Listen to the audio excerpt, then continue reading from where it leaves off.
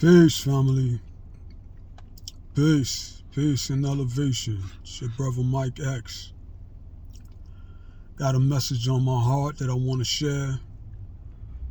I hope that you will find this message edifying, inspiring, encouraging. I hope that you will subscribe to my YouTube channel. I hope that you will perhaps share this message with your friends, you know what I mean, your neighbors, your loved ones. And so, here we go. The topic that I want to speak on is greater love has no one than that they lay down their life for their friends. You know what I mean? Greater love has no one than that they lay down their life for their friends, And that's a quote taken from, the scripture, And what does that mean, Does it mean that, you just look for opportunities to, step in front of someone else, to sacrifice your life and die, so that someone else may be able to live? It's deeper than that. You know what I mean? It's deeper than that. From a spiritual perspective, you know what I mean? We live in a world where division, conformity to trends, and gossiping and slandering and, it's me, and forget you and others. You know what I mean? We live in a world where that has been normalized. We live in a world where we've been conditioned to move on ego, personal pride, jealousy, envy, procrastination. All of these things is rooted in the world, and all of these lower emotions are rooted in the flesh. You know what I mean? But in that flesh lives a soul, a spirit, that connects you with Creator, that connects you with other persons, human beings. You know what I mean? And we're all tied up in one way or another.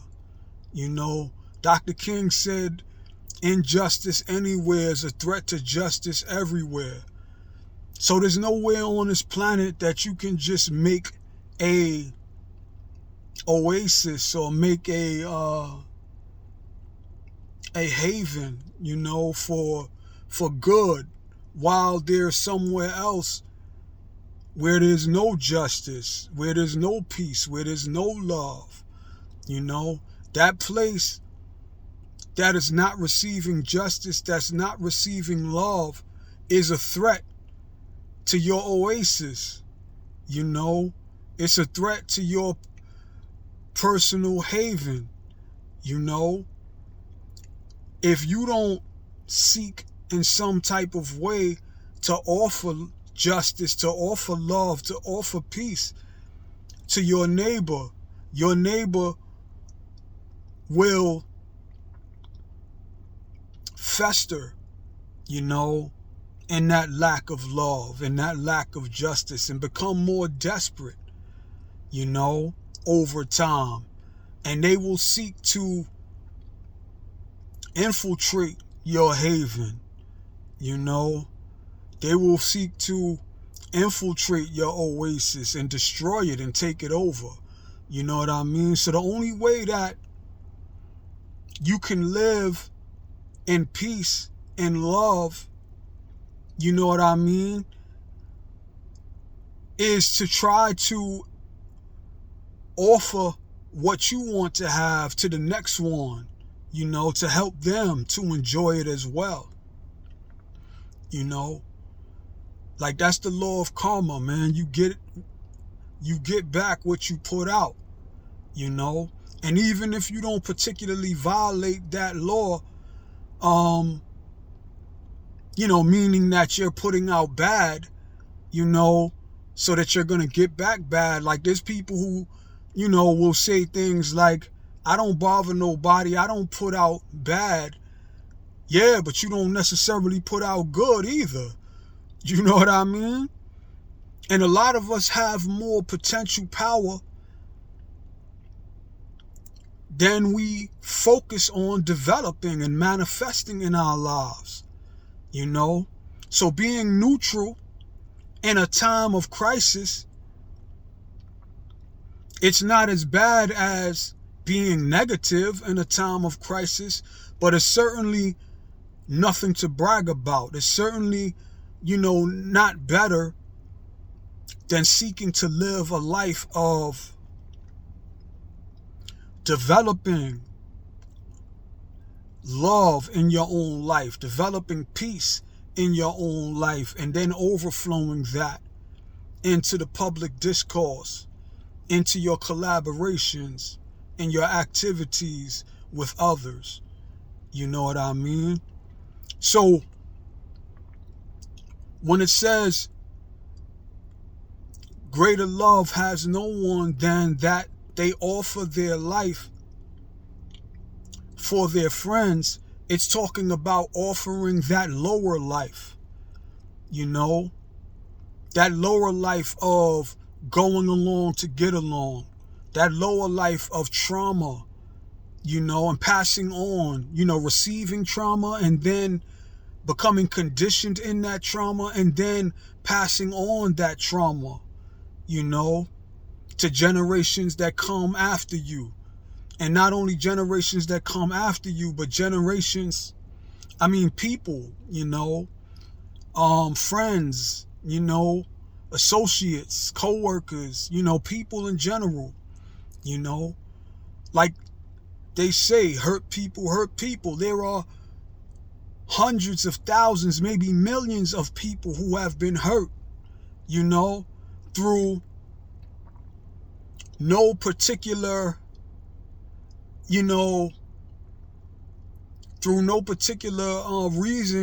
reasoning of their own. Like, they didn't contribute, they didn't put out hurt, but they received hurt, And so we're living in a time of the normalization of passing on hurt, of thinking about what's best for you as an individual,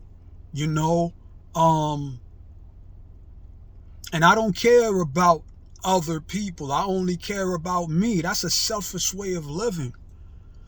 That's a way of living that locks you in, or locks us in, to conformity, with worldly lower practices. We need people who will begin to focus on their own healing, their own refinement, their own manifestation of learning how to live lives of love, of wanting for others what they want for themselves, and / or doing on to others what they would have others do on to them. Emphasis on do. It's not about what you don't do. It's about what you do. At the end of the day, when before you meet your maker, or you're not going to be so caught up on the negative things that you didn't do, But what did you actually do? What did you focus on? What did you commit yourself towards? What did you leave? What kind of legacy did you leave behind that others can actually benefit from? You know what I mean? Like, these is the type of lives that, the Dr. Kings lived, the Malcolm X's lived, the Sojourner Truths and the Harriet Tubmans. Those are the type of lives that they lived, where they sacrificed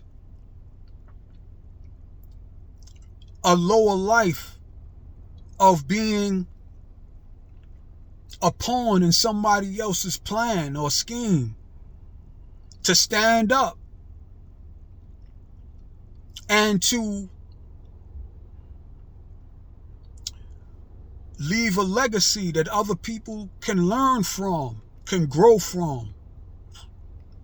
That's the type of life, man, that I've been striving to live.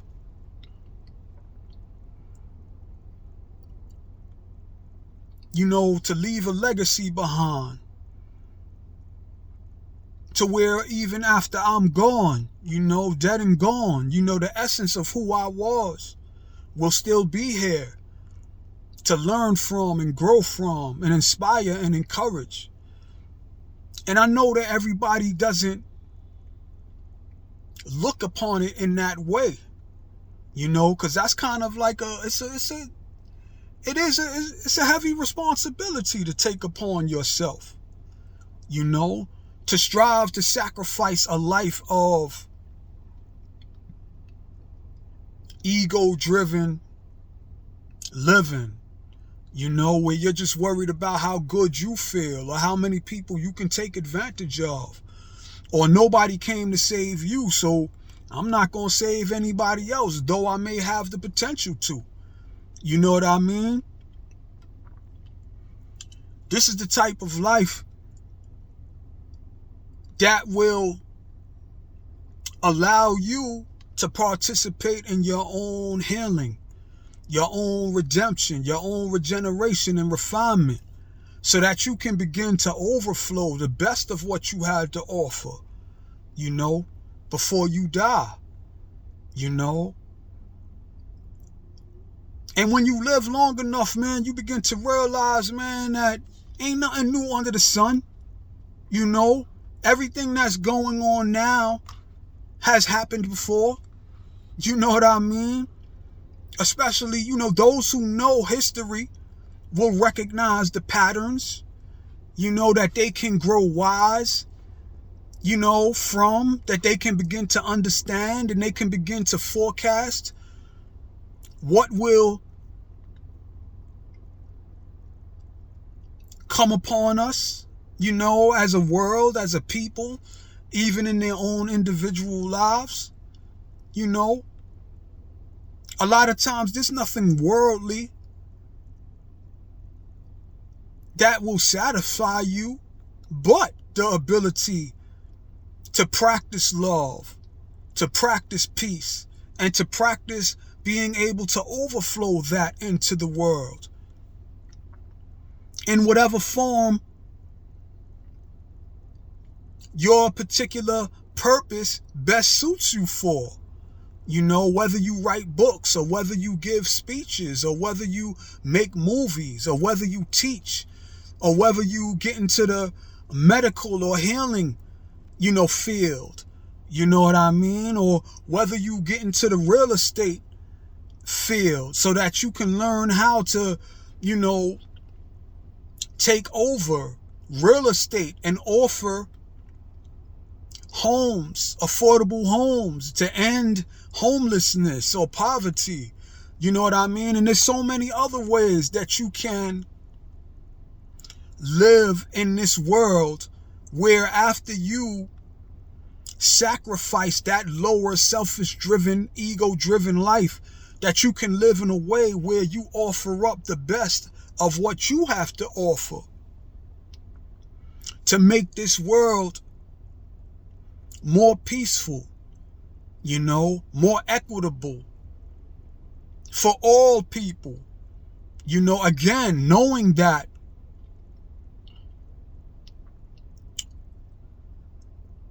you know, a world where, how did he say it? I just said it.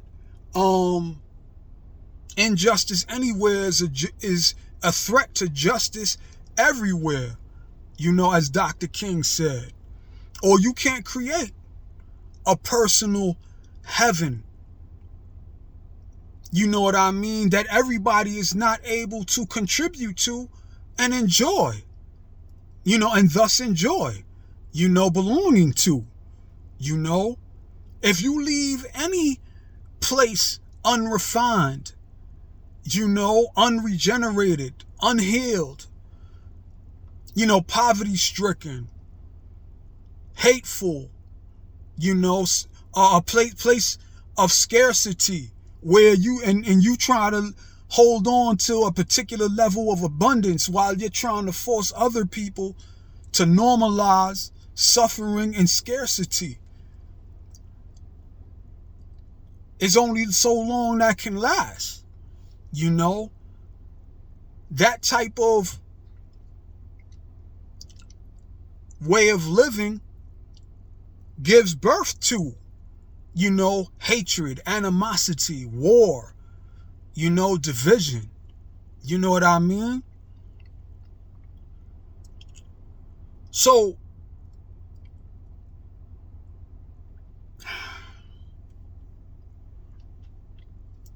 each one of us, you know, is responsible in some type of way to give our contribution, to give our greatest contribution, you know, again, before we die, you know. And this is a lifelong responsibility. This is a journey, you know. It's not something that you just, you know, I gave my contribution when I was in my teens and now I just, you know, live my life and don't care, you know, about what's happening in the world. You have to care about what's happening in the world. You know what I mean? Because where else you gonna live? You know what I mean? How many, you know, locks are you going to put on your door? Or how much security are you going to strive to employ? You know what I mean? Again, there's no way you can do that.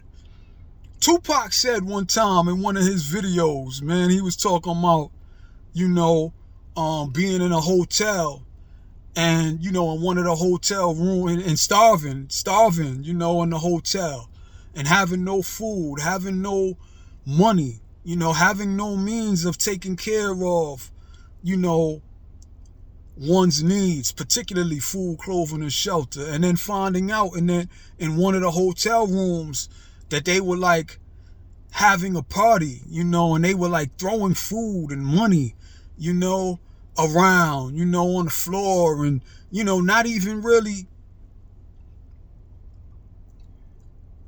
using that wealth as a potential blessing to be offered on to, you know, people, other people, so that they can enjoy having access to what they need to survive, so that they can, you know, grow and manifest in health and well-being and then pass it along to others and keep it going. You know what I mean? And you know, at a certain point, like, yo, trying to bust down that door. You know, we're kicking in the door and we're, you know, striving to take what you have because you're not being just in the way that you are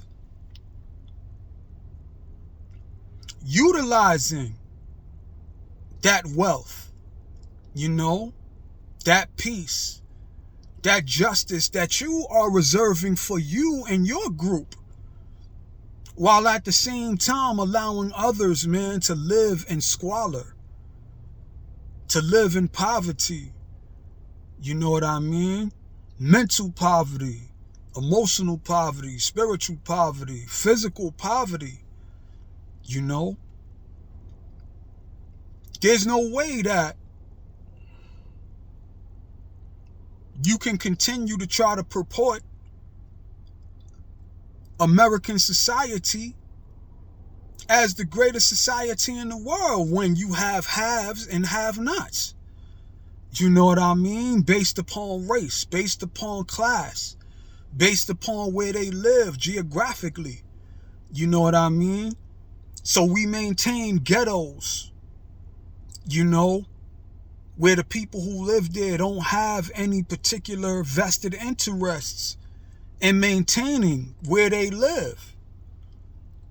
You know what I mean? So they live in bitterness. They live in anger. They live in trauma. They live in misery. They live in hurt. You know? That's a hypocritical society. You know what I mean?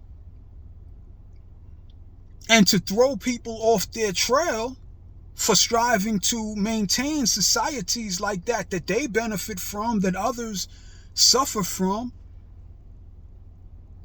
they point out time and time again what people do in their trauma, in their hurt, in their self-hatred.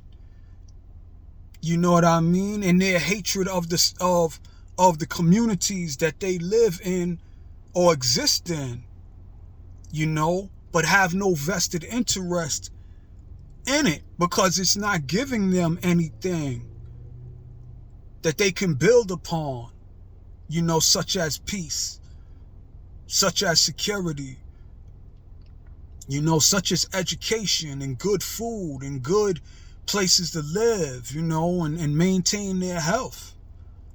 You know what I mean? So they point out how savage people can become when they're allowed to lose hope, to find no purpose, no positive purpose, to live in and to move in and to be creative and imaginative in, because they have access to resources that give them something, a life that they can build on and manifest greatness in, so that they can share from that life of greatness. You know what I mean?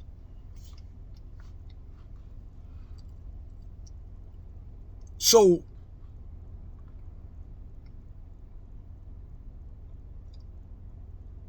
you know, I don't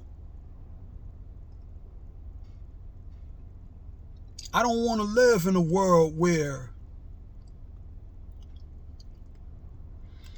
my only means of moving ahead is to just focus on my own life and to ignore, you know, the plight of others, particularly those who look like me, who grew up like me, who may still live in the conditions and conditioning that I grew up in. You know what I mean? As a black man in the society, as a black person, as someone who grew up in the projects, I don't want to live in a world where I forget about the plight of those who are still stuck there, you know? And then, not only that, man, I don't want to live in a world where injustice impacts the lives of any race, of any gender, you know, of any age group or geographical group. You know, I know that injustice anywhere is a threat to justice everywhere.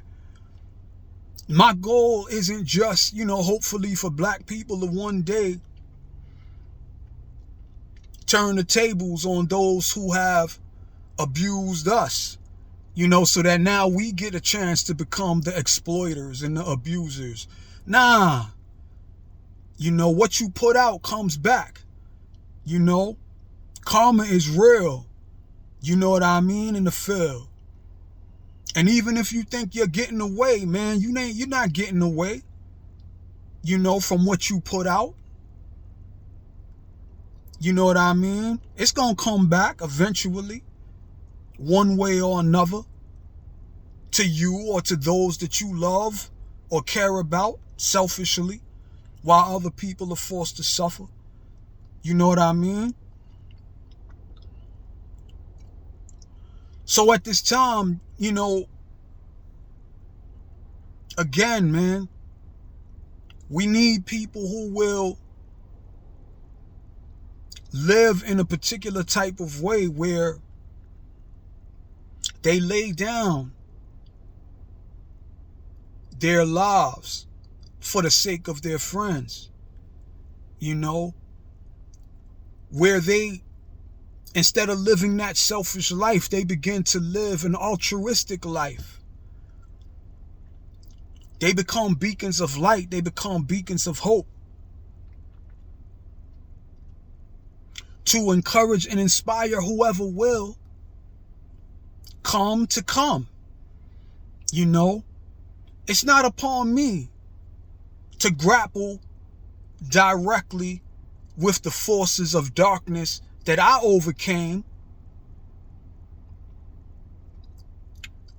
on someone else's behalf. I can't do that for you. I did that for me. You know what I mean? I inherited a life of trauma, a life of misery, you know, particularly because we live in a racist society. You know, what do you mean we live in a racist society? We live in a society that was created and maintained for so long on racial animosity and division, or racial privilege for one group and racial depression and suffering, you know what I mean, for another group, based upon particularly the color of your skin, which meant that you were destined to suffer just because you were born black. You know, I overcame that self-hatred, that trauma, you know, and I overcame that hatred, that trauma, because we had people who came before me who lived that type of life of greater love has no person than to lay down their lives for the sake of their friends. Thank God we had Malcolm. Thank God we had Dr. King and Dr. Huey P. Newton and Harriet Tubman and Shirley Chisholm. Thank God we had people who laid down their earthly lives to be champions of knowledge, of wisdom, of understanding, of truth, of peace, of justice. You know what I mean? To live in this dark world and to live lives of being beacons of hope. Thank God they did that so that I could later on stumble upon their legacies that they left and be encouraged and inspired to live the type of life that they tried to live, so I can save myself and then overflow that salvation into this world. You know what I mean? So I say peace be unto you, family. Don't let nobody, you know, I had somebody trying to tell me that I should stop delivering these types of messages. You know what I mean? Because the people that I come from, they know. You know, they know what they need to know. And that I was wasting my time, or that I should somehow kick over the ladder that I used to survive coming up in the black ghetto, in the projects, to be able to practice self-love, knowledge of self, being a truth seeker, a seeker of truth, or truths, so to speak, to be able to move on from division and hatred, to begin to practice again a level of altruism in my life, a level of selflessness in my life, to where I can use my life as a vessel of hope, as a vessel of love. That I should, you know, move on and forget those people in the projects, or forget those people who are caught up, you know, those crabs in the barrel. Forget the crabs in the barrel. You know, you made it out the barrel, man. Stop talking about the barrel. Yo, man, I don't want to live selfishly like that. You know what I mean? The person tried to imply like I was practicing a level of suffering, you know, by the grace of the Most High, go I. I feel privileged to be able to speak these truths on to others, to hope so that they can hopefully use these truths to free themselves. I feel privileged to be able to live that type of life.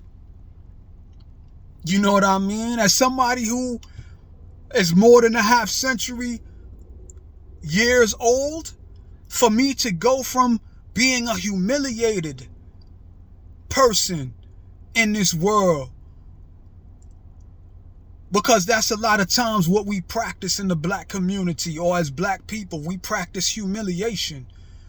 We practice degradation. We practice savage and parasitical behaviors, man, that we visit on to others. To be able to be saved from living down to that lowly type of existence, to be free. Again, to practice healing, to practice redemption and regeneration. That I can pass on, that I can, number one, that I can exhibit in my own life. I'm not suffering. You know what I mean? I go to bed with peace. You know, with satisfaction. Because I know that I've crafted a legacy nearly 3 decades, 30 years and 3 decades long. I've been living this life, walking this path since 1991, man, when I was awakened by reading the autobiography of Malcolm. You know what I mean? And wanting to do something with my life as a black man, and have done so much more than I ever would have thought about with this life. You know what I mean? I was graced to do that. I've known so many people personally who are more suited to the job, to the responsibility, to the burden, to this burden, man, of activism, of speaking truth, not just the power, but speaking truth to the powerless, striving to help them to gain a measure of empowerment in their own lives. You know what I mean? That's a blessing, man. That's something. It's a privilege again, man. It's not something that you take for granted. You know what I mean? If I wouldn't have found truth, if I wouldn't have found love, I don't know where my life would be at this point, man. Or if I would even have a life at this point. So anyway, man, this video was longer than I wanted it to be, but